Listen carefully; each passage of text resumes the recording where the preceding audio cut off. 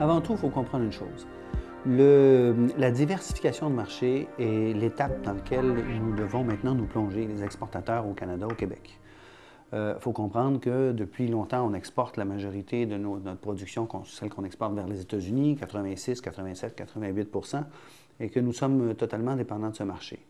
Pendant les 15 ou 20 dernières années, on a travaillé très, très fort à apprendre à nos entreprises les rouages de l'exportation de base. Le plus facile étant le marché américain parce qu'on parle la même langue, on a la même culture d'affaires et on se sert des mêmes produits à peu près de la même manière. C'est pour ça que c'est notre marché naturel. Non pas seulement à cause de sa proximité, mais de tous les facteurs qu'on a énumérés. La diversification de marché va permettre à nos entreprises un peu de gérer un peu mieux le risque à l'export. Si on a un conflit quelconque que les Américains peuvent avoir, nos frontières se ferment, on est un peu pris avec ce genre de choses, fluctuation des devises. Quand l'entreprise a déjà une expérience sur des marchés internationaux comme les États-Unis, la suite logique, c'est d'aller où on a des marchés qui nous sont naturels et avec lesquels on peut travailler. Et le marché que nous avons, les marchés que nous avons sont les marchés européens parce qu'on parle des langues qui se ressemblent, français, anglais et autres, espagnol, et on consomme encore une fois les mêmes produits à peu près de la même manière et on a une façon de faire des affaires qui sont faciles entre nous, entre gens des pays du Nord, comme on appelle. Ce qui ne sera pas le cas sur des pays, par exemple, d'Amérique latine ou d'Asie, où le contexte est très, très, très, très différent et beaucoup plus dur. Par contre, le modèle que nos entreprises ont appris à faire avec les États-Unis ne correspond plus au modèle européen. Les règles sont légèrement différentes. On ne peut pas dire que c'est mieux ou pire de travailler avec l'Europe, c'est simplement différent. Dans l'approche que vous proposez, l'entrée à Bruxelles est une entrée intelligente, bien structurée, qui permet à l'entreprise d'avoir accès au marché européen à partir d'un point central, qui est pratique pour le transport, la communication et même la réglementation fiscale sont des avantages certains. Mais peu d'entreprises font cet exercice d'une manière structurée. Et c'est là où la mise en garde aujourd'hui est importante. On va accepter d'aller dans une mission à l'étranger comme celle-ci en se disant, tiens, pourquoi pas? Plutôt que d'avoir ça comme une stratégie d'entreprise. Ça ne veut pas dire que ce n'est pas bien, mais lorsqu'on va dans une mission comme celle-là, on va pour découvrir, pour évaluer, pour sentir un peu ce nouveau marché qui nous est proposé. Plutôt que d'avoir une stratégie d'entreprise dans laquelle on se dit, on fait du pan-canadien, on s'en va vers les États-Unis, maintenant qu'on a rassuré ça et que ça fonctionne et qu'on a la capacité d'aller plus loin, autant à l'interne avec les ressources humaines, avec les finances, avec la capacité de production d'entreprise, on peut considérer aller vers l'Europe. Souvent, notre marché pan-canadien, américain, peut être amplement suffisant. À partir du moment où on va aller là-bas, on y voit un avantage. On y voit un avantage parce que les tarifs ne sont pas les mêmes. Les gens, parfois, payent peut-être un peu plus à la juste valeur de notre produit qu'une réduction américaine où nos compétiteurs chinois ou autres peuvent nous rentrer dedans. Et notre perception de produits canadiens est peut-être avec une valeur un peu plus forte que sur les marchés américains. Par contre, de développer un nouveau marché comme ceux de l'Europe, il faut comprendre qu'on a besoin d'avoir une préparation à cela. Et la mission commerciale est une étape subséquente à la préparation. C'est-à-dire, est-ce que le marché belge, français, autrichien, allemand, anglais peut être porteur pour moi? Est-ce que je commence par tous ceux-là où j'en choisis un? Normalement, on recommande d'en commencer avec un, qui va être notre marché d'essai, cible, pour voir si parmi notre gamme de produits, un ou deux de ces produits-là ne seraient pas mieux. Donc, il y a une étude de base à faire. Le propriétaire d'entreprise ici, petite, moyenne entreprise, n'investit pas beaucoup dans ce genre d'études ou de préparation parce que le dirigeant va se fier sur sa propre compétence, sur son flair. Mais notre flair dans l'Amérique du Nord et notre flair en Europe est peut-être un peu moins aiguisé sur des marchés européens. Notre connaissance de la réaction de nos vis-à-vis avec lesquels on va transiger, on comprend un peu moins leur langage, leur façon de s'exprimer ou de ne pas dire quelque chose dans une négociation. Alors, de voir si notre produit peut être valable dans ce marché, savoir si ce marché est prêt à acheter, quelles sont les barrières qu'il y a sur place, autant au niveau douanier qu'économiques ou de restrictions technologiques, c'est-à-dire la normalisation du produit. On a toutes sortes d'outils ici au Québec pour nous permettre de trouver ces informations-là, soit dans les régions avec les commissaires à l'exportation qu'on retrouve dans toutes les régions du Québec, avec des supports qu'on retrouve avec le gouvernement provincial ou fédéral dans ces mêmes régions, bien sûr. Ici, même à Montréal, il y a des centres d'information, je pense à Info Entreprise, le Centre de commerce mondial, où on a accès à une foule d'informations pour nous permettre de valider ça, ou de même de trouver des études de marché déjà rédigées, qui correspondent à notre produit sur ces marchés. Elles ont déjà été faites par le gouvernement canadien ou des entreprises privées. Comme nous sommes Canadiens, on peut aller, par exemple, à Info Entreprise, qui est un service du gouvernement fédéral, qui nous permet d'avoir accès à ces études de marché sans frais. Sans frais. Parce qu'on paye nos impôts, puis que le gouvernement nous donne accès à ça quand on s'en sert.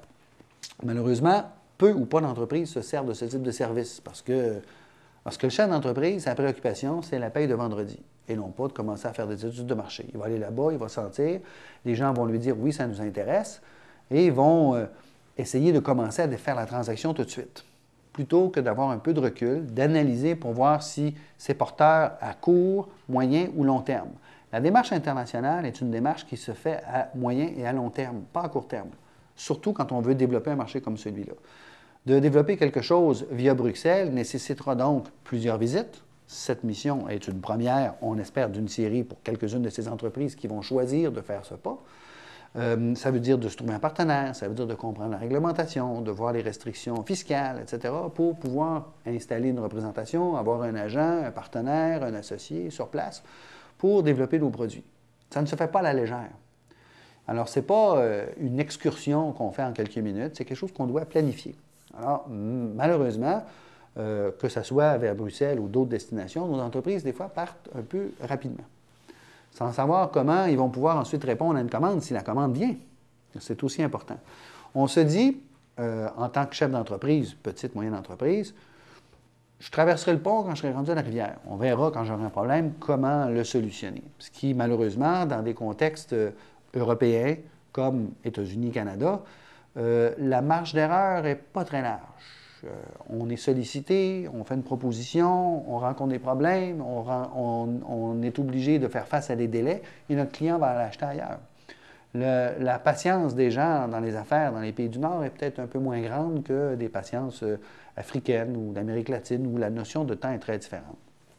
J'explique ces détails-là, je vois un peu tout azimut, parce qu'il y a tellement de facteurs qui font qu'une réussite peut suivre d'une démarche comme celle-là où il ne se passe rien. C'est-à-dire qu'on va dans une mission comme celle-là, on rencontre des gens qui nous disent le produit est intéressant, pourquoi pas, on fait des propositions, puis le temps passe, il ne se passe rien.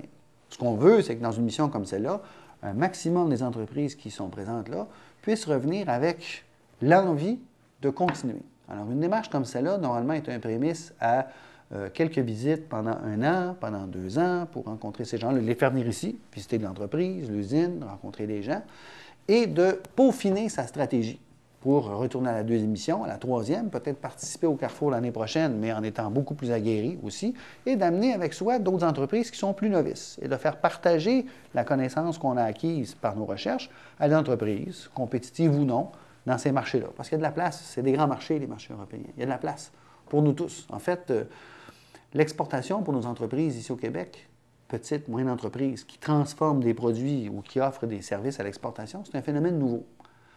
Traditionnellement, on est exportateur d'hydroélectricité, de bois d'œuvre, de pâte et papier, de zinc, de nickel, d'aluminium, mais c'est tout. Puis c'est souvent, les bureaux de pâte et papier ils sont à Chicago et pas à Montréal ni à Toronto. Cette expérience-là, elle est récente chez nous.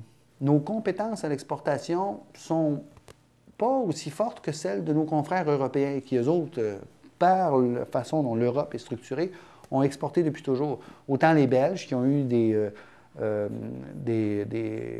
pays avec lesquels ils ont été très impliqués en Afrique, par exemple. Même chose des Français, même chose des Italiens. Je pense les Français, le Maroc, la Tunisie, les Italiens avec l'Éthiopie, etc. Et pour eux, cette essence de relations intercommerciales différents pays, c'est quelque chose de beaucoup plus inné que chez nous. Nous, on est très fermés par rapport à ça.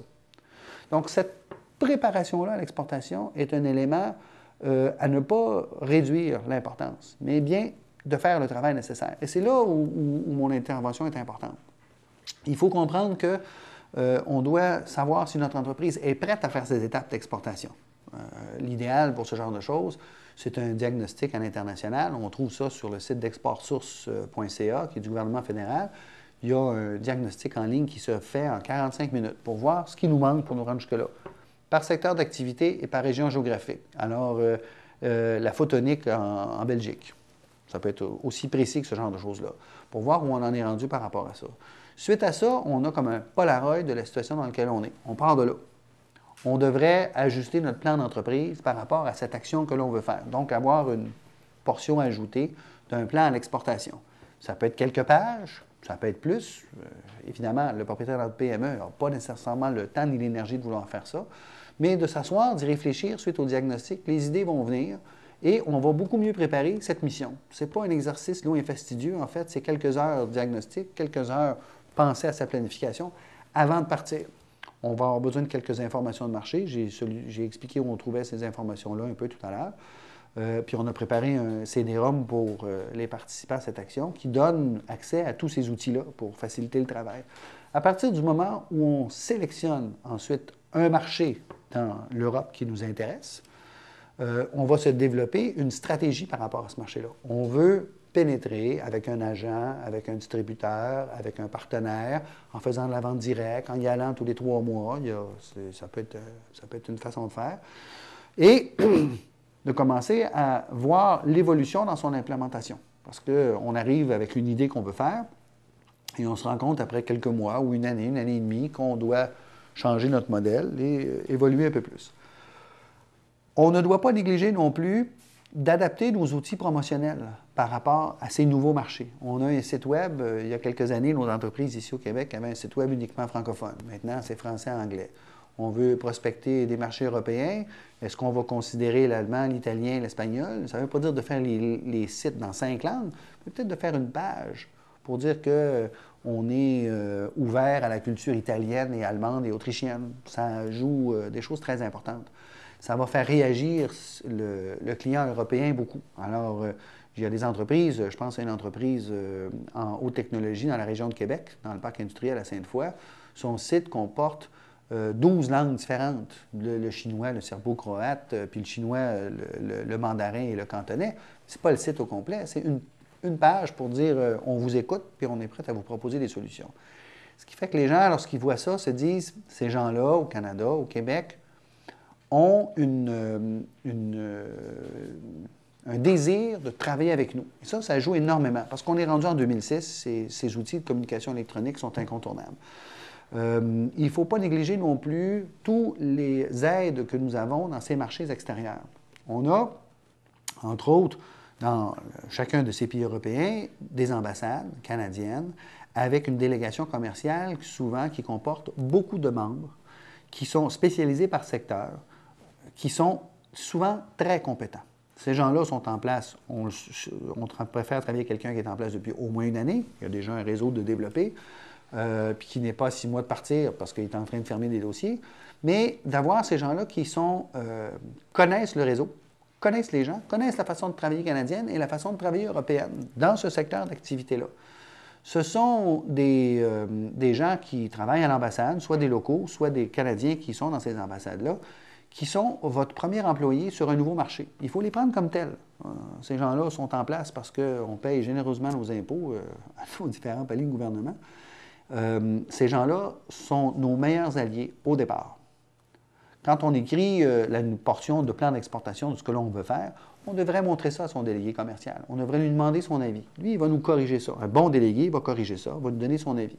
On devrait connaître le délégué dans le marché qui nous intéresse, celui de notre secteur d'activité, par son nom, son prénom, avoir son numéro de cellulaire inscrit sur notre propre cellulaire à nous autres. On devrait avoir une relation personnelle avec lui. Parce qu'à l'international, beaucoup plus en Europe qu'aux États-Unis, la relation humaine va primer sur bien les facteurs. Que vous ayez un bon produit, compétitif, un prix, c'est bien, mais vous n'êtes pas le seul.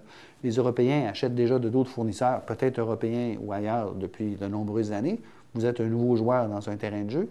On va acheter souvent de gens avec lesquels on a des affinités, puis on est à l'aise. Des gens avec qui on aime faire des affaires. Si on ne l'aime pas, on ne le fait pas. Il faut prendre ça en considération et apprendre comment ces gens-là réagissent. Une suggestion, entre autres, le conseiller commercial peut donner quelques indications, mais il y a un site web qui s'appelle executiveplanet.com. C'est l'équivalent d'un Lonely Planet pour les voyages, pour les jeunes en sac à dos ou les moins jeunes, comme nous autres, qui choisissent des endroits pour trouver des belles auberges ou des bons restaurants. Mais pour le voyageur de travail, executiveplanet.com, qui va vous expliquer comment on négocie en Belgique, comment on peut... comment on doit s'habiller, comment on doit se présenter, comment on doit interagir avec les gens. Alors, que ce soit la Belgique, la France, l'Italie, toutes les façons changent d'une région à l'autre. Et même parfois, dans un pays, la Belgique est divisée en deux. Il y a deux façons de réagir et de travailler, la même chose. Alors, aujourd'hui, si je suis un producteur d'un produit quelconque en région au Québec, je ne sais pas nécessairement que la Belgique va réagir de cette façon-là. Si je lis un peu avant de partir, je vais être aguerri, mais je vais être au fait. Je vais être sensibilisé. Je vais donc pouvoir un peu mieux maîtriser ma proposition et mon jeu de négociation. Alors, ce sont tous des éléments de préparation qu'on néglige, qu'on ne fait pas. On se dit, je verrai quand je serai rendu là. Alors, la courbe d'apprentissage est plus longue, surtout plus coûteuse, et le risque d'échec est plus élevé. Alors, le conseil, moi, que je veux donner aux gens qui partent dans une mission comme celle-là, c'est de prendre le temps avant de partir, de lire un peu le matériel qu'on a mis à leur disposition, d'aller feuilleter, surtout des choses qu'on retrouve sur Internet, c'est facile à trouver, avec le CD qu'on a remis, mais pour vous permettre de comprendre un peu plus avant de partir. Pour lorsque vous serez sur place, parce que quand on est en mission comme ça, chaque minute compte, on fait des journées de 12 et 14 heures, on fait beaucoup de relationnel, d'adapter son matériel promotionnel avant de partir. On n'arrive pas avec du matériel juste en français parce qu'on se dit les Belges parlent français. On s'en va en Europe. C'est multilingue, en tout cas au moins anglais-français, mais sinon plus. Tous des éléments comme ça à faire avant de partir.